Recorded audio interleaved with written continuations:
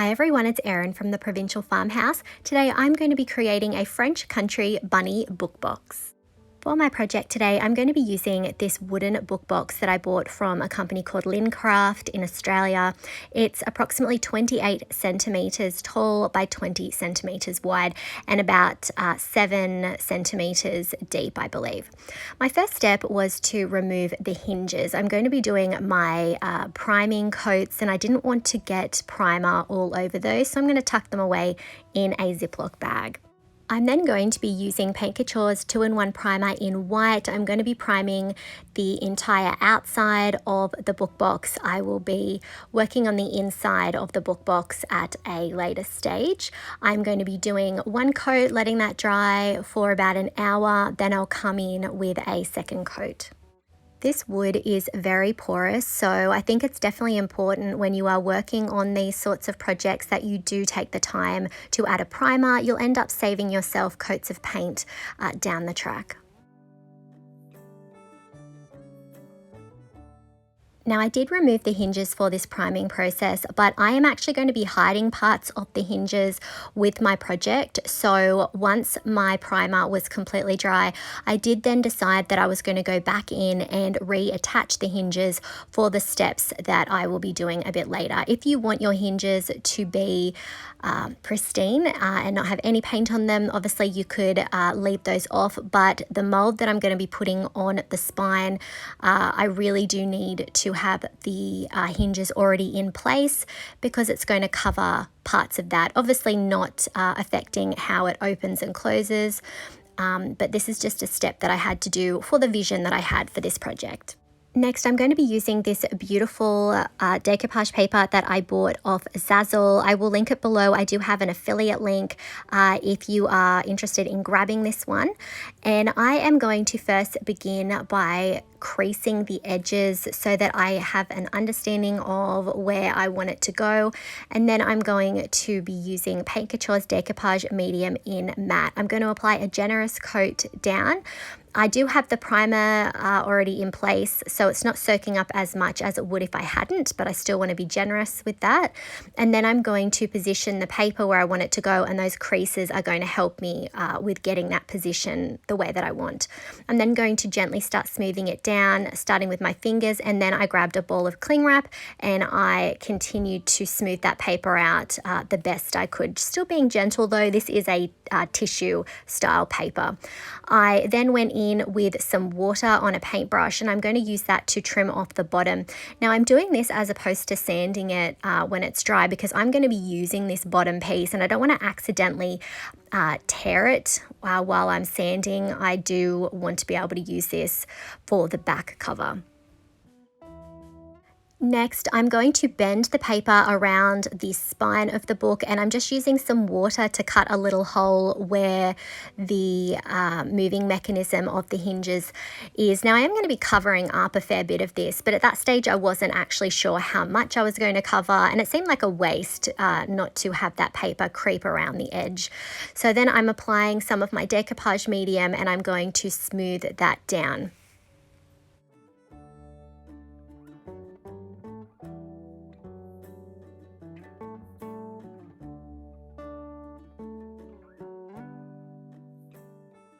Next, I am going to go in with another coat of my decoupage medium to seal everything in.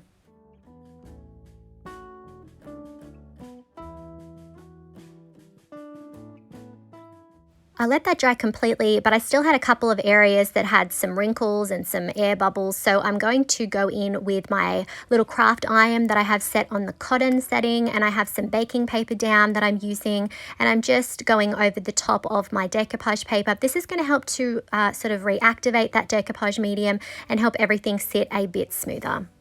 Next, I decided that I was going to wrap around the paper that's coming on the edge there, and I'm going to decoupage that down instead and smooth that out with that ball of cling wrap. And then I'm also going to do something similar with the bottom of the book as well, just sort of folding those edges over. They are a little bit jagged. You're not really going to see them very well anyway.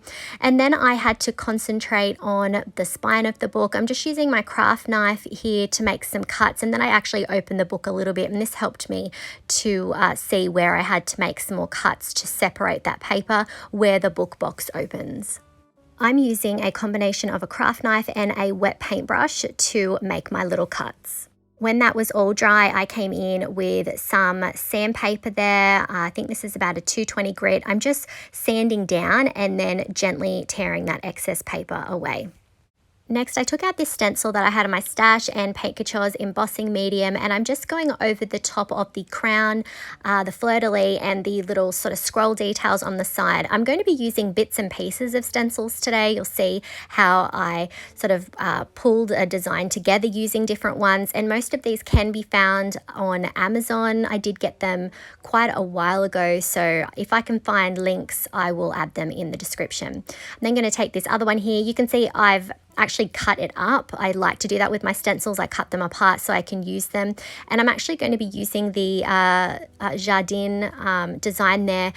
I am going to cut it off at the letter N. I just want it to say like the garden. I don't need it to be any longer than that. I felt like it would look a little bit too crowded. So again, I'm just running that embossing medium over the top of the stencil. And if I get any of that embossing medium where I don't want it, I can just use a wet wipe to wipe that back. Our decoupage paper underneath is sealed.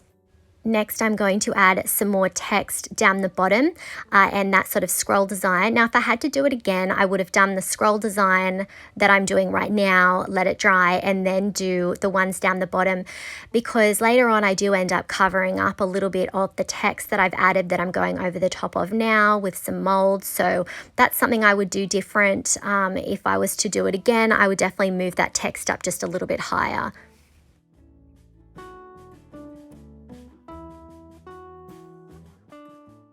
I want to bring in some more 3D elements, so I'm going to be using Redesign's Lavender Harvest Mold. I'm just going to be casting one of each of the little bees there from that particular mold. I just love how delicate these are and the sort of movement that they give the impression of because of their design. I just think it definitely fits perfectly with the sort of rabbit garden floral theme that I have going on with my book box.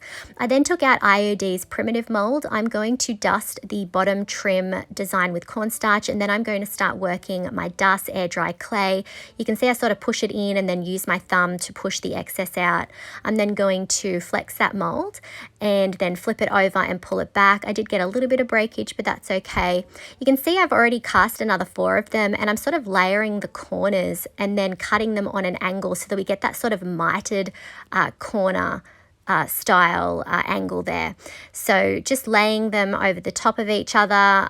You'll see I'm repeating it here. I did have to extend the trim design there, so I've added another little extra piece, layered them over the top of each other, and then I'm just doing that angled cut there and then pulling that excess away.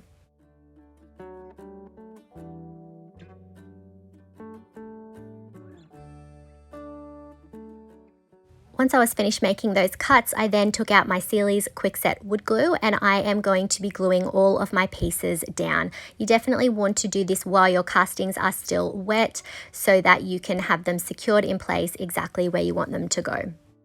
I ended up only gluing down 2 bees, and then I grabbed out IOD's Trimmings 4 mold, and I'm going to dust the larger floral design from that mold with cornstarch, and then I'm going to work my dust air dry clay into it.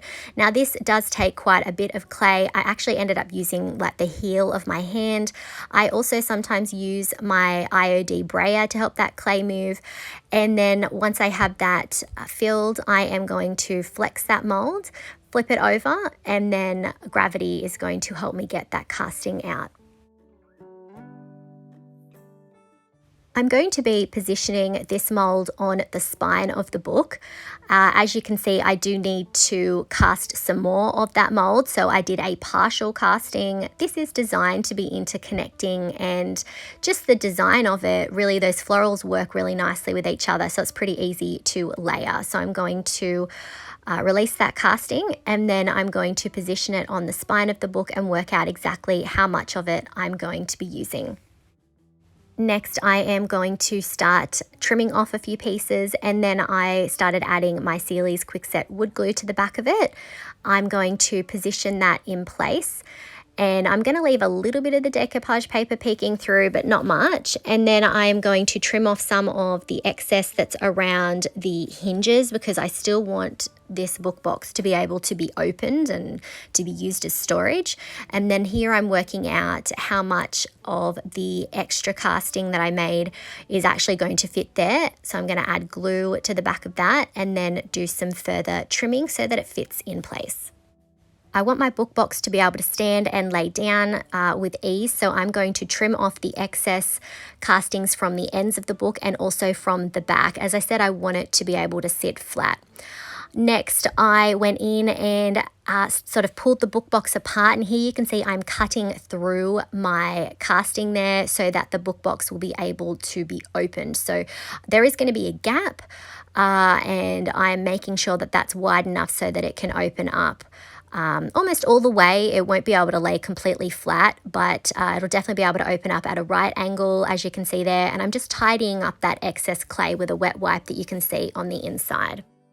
Next, I want to be able to use this offcut from the front cover on the back. So I'm going in with some water on my paintbrush, and I'm just tearing around the edge of the florals and the leaves so that we have a little bit more of a organic looking line as opposed to just a harsh horizontal cut. So I'm just going to go in and continue to use water and just gently tear away any bits and pieces that I don't want to use.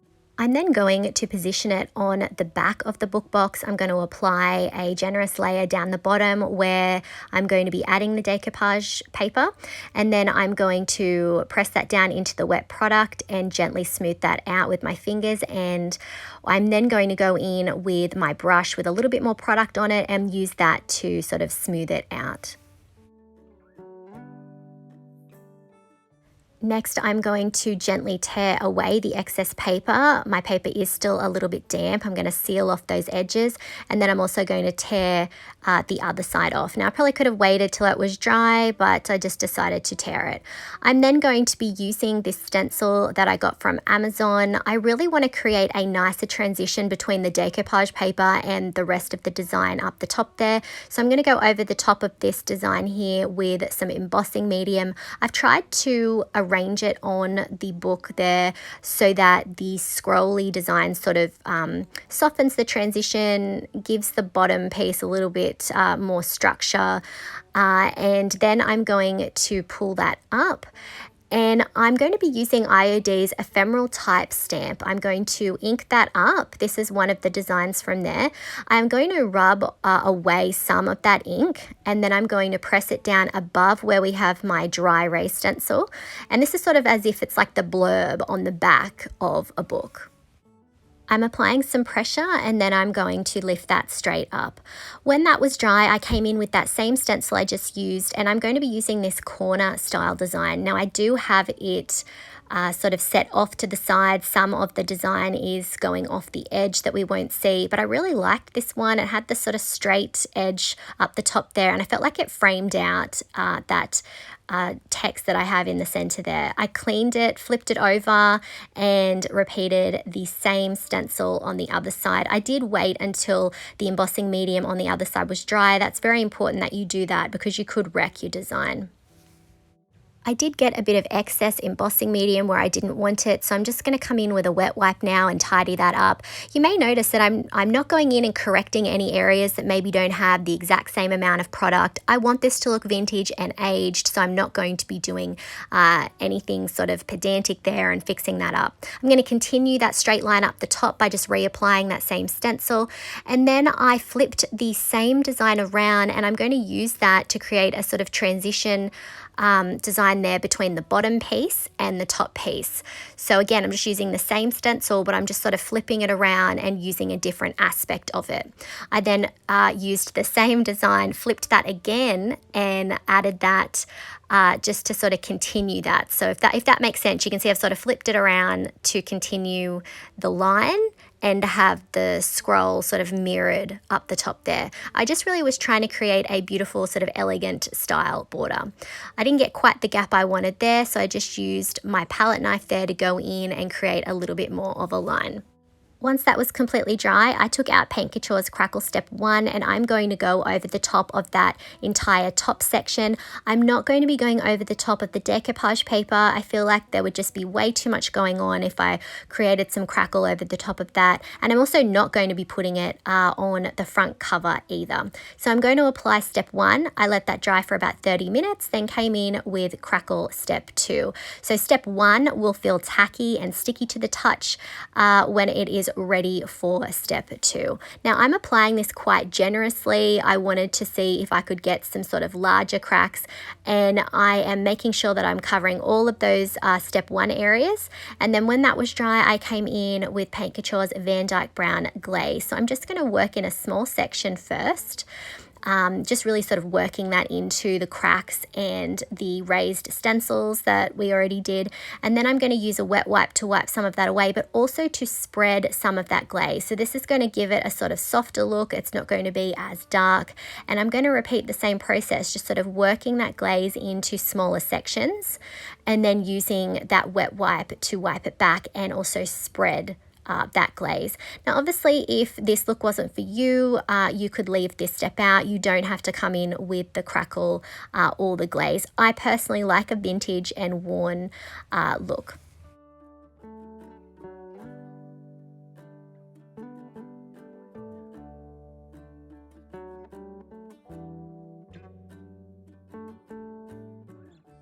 Once that glaze was completely dry, I then turned my attention to the spine of the book and I started adding that same Van Dyke Brown glaze to the trimmings for mold. I'm using my mister to help water it down and get it to really move. And again, I'm wiping back the excess.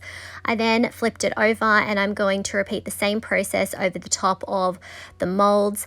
I do want to also add it to the little bees. And I'm just lightly going over some of the raised stenciling, but I still want these to appear pretty bright, so I'm going in really sparingly with that glaze.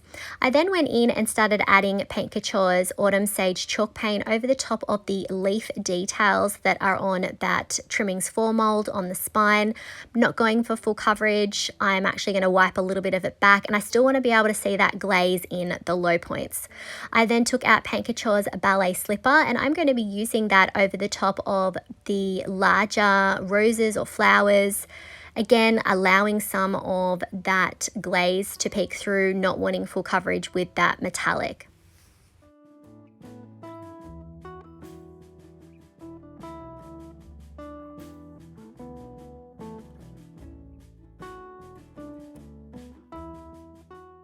Next, I took out Paint Couture's Oyster Pearl Luxe Metallic. I'm going to go over the top of the smaller flowers that sort of remind me of daisies.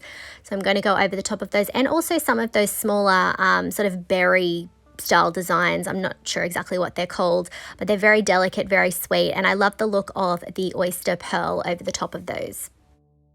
As I was doing this, I definitely tried to pick colors that would complement the decoupage paper that we have on the front and the back. Next, I added some of Paint Couture's Bronze Luxe Metallic to the center of the flowers. I then continued to add that same bronze to the trim details that we have around the edge, that primitive trim. I really love to have that sort of pop of bronze. It kind of looks more like an antique gold to me, and it's definitely one of my favorites to use. I'm also then going to go in with Paint Couture's Antique Gold Luxe Metallic. I'm going to add that to the bees. I wanted a slightly different gold tone. I felt like that would make them sort of stick out a little bit more. And then I used Paint Couture's Pitch Black chalk paint to go over the top of some of the details on the bee, including like the stripes and the wings. I always struggle with the wings on these to make them look the way that I want, so I do tend to sort of add the paint to just sort of frame out the wings, but then I often tend to go back in and wipe some of it back. One of the little bees also lost one of his antennas, so I do end up going in and painting that in as well.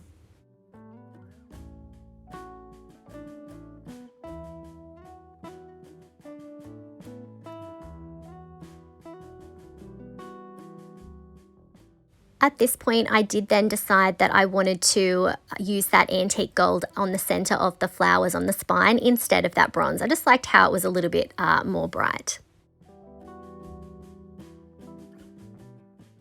I then decided to add some of that same antique gold just to the crown design that we have up the top there. I'm just going in freehand. It would have been too tricky for me to try and reposition the actual stencil because I have the molds around the edge. So I'm just going over the top of the raised stencil design. I don't mind if some of that white peeks through.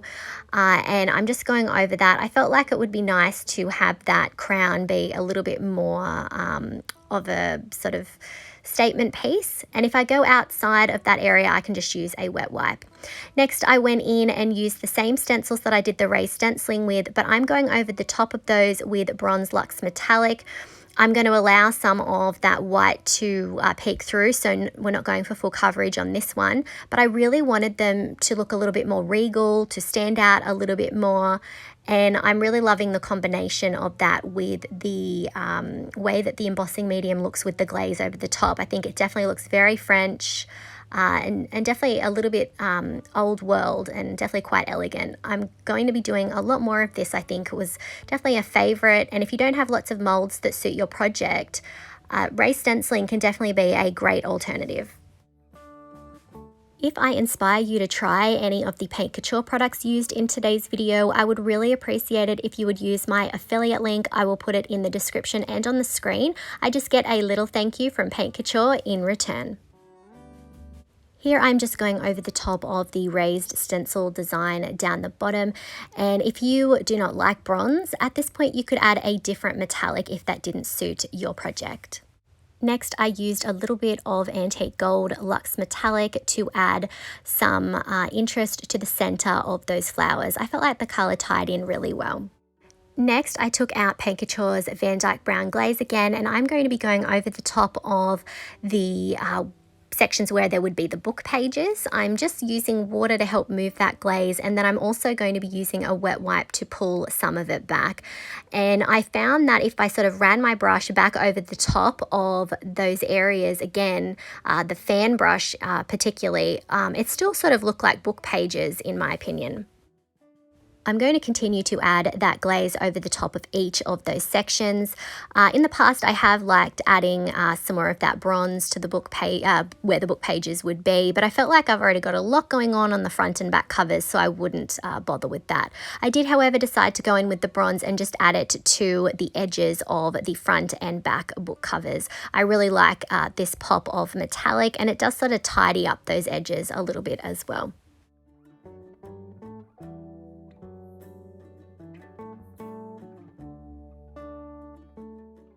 When that was dry, I took out Paint Couture's Pacific Pearl chalk paint. I'm going to add a little bit of that onto my brush, then wipe off the excess. And I'm going to go in and do some dry brushing over the top of the casting on the spine.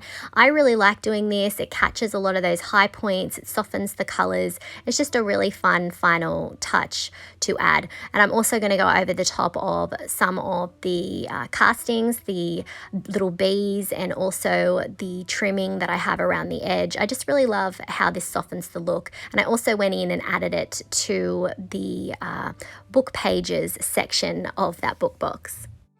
And here's a look at our finished bunny book box.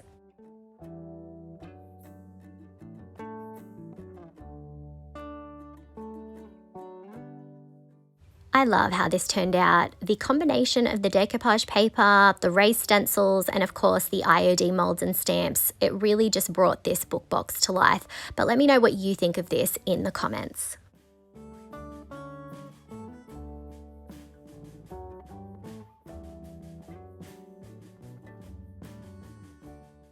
If you enjoyed today's video, I would really appreciate it if you would hit that like button, comment, and share it out.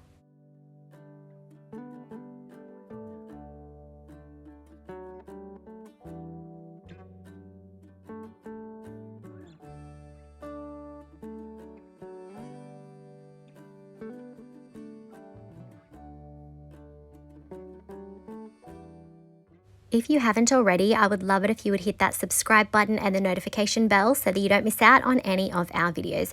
You can find some of the products used today on our website, theprovincialfarmhouse.com.au. Thanks for watching.